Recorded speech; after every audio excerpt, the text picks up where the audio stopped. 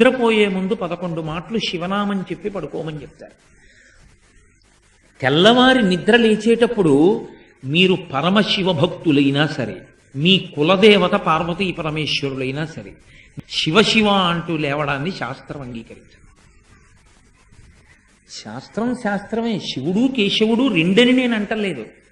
కానీ దేని స్థితి దాందే అంతే. నిద్ర లేచినప్పుడు మొట్టమొదట నోటి వెంట పైకి రావలసినటువంటి మాట ఏదో శాస్త్రమే నిర్ణయం చేసింది. ఇంకా వేరొక మాట ఏదీ నోటి వెంట రాకూడదు. మొట్టమొదట తెలివి రాగానే రావలసిన మాట ఒక్కటే. అది 3 మార్లు పలికి లేవాలి మనసం మించింది. శ్రీహరి శ్రీహరి శ్రీహరి అన్నారు.